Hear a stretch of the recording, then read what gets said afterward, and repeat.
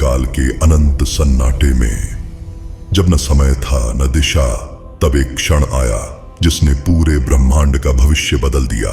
यह वह क्षण था जब देवताओं और असुरों के भीतर संघर्ष इतना बढ़ गया कि अमृतत्व की आशा, अमृत ही पूरा संसार हिला देने वाली कथा का कारण बनी।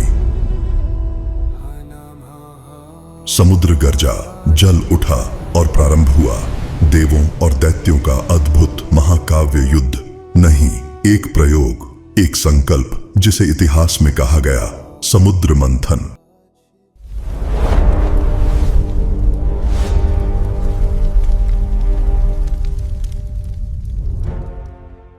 विशाल कैलाश पर्वत पर बैठे महादेव एक शांत ध्यान में डूबे थे।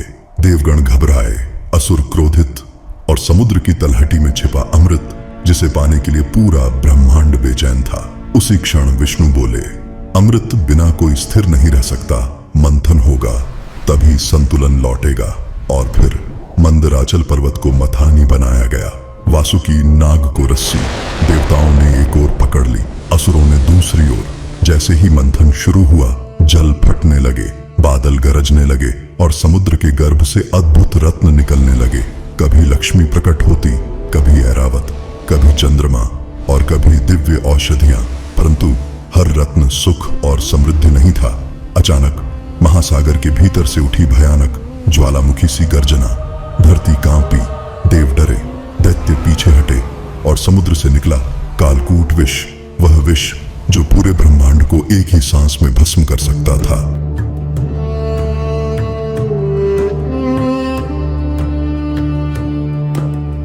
देवताओं ने आर्तनाद किया, प्रभु यह विष नष्ट हो जाए, नहीं तो संसार समाप्त हो जाएगा। और तब कैलाश की चोटी से एक प्रकाश उठा जो चला धीमे शांत अडिग कदमों से। महादेव स्वयं। आकाश में नाद उठा, महादेव महादेव महादेव। शिव ने विष को देखा, मुस्कुराए नहीं, घबराए नहीं, बस एक निर्णय किया। उन्होंने अपना कंठ खोलकर संपूर्ण कालकूट विष पी लिया। देवताएं कांप उठे।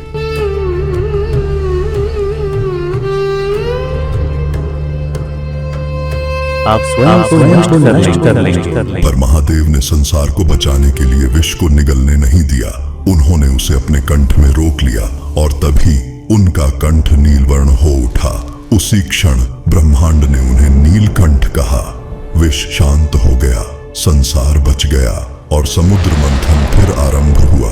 अंततः समुद्र ने वह रत्न दिया जिसकी सभी को प्रतीक्षा थी, अमृत कलश।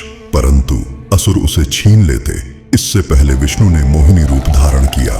मोहिनी ने अमृत देवताओं में बांटा और संतुलन फिर से स्थापित हो गया। इस तरह समुद्र मंथन समाप्त हुआ, संसार सुरक्षित हुआ और महादेव सदैव के लिए नीलकंठ कहलाए।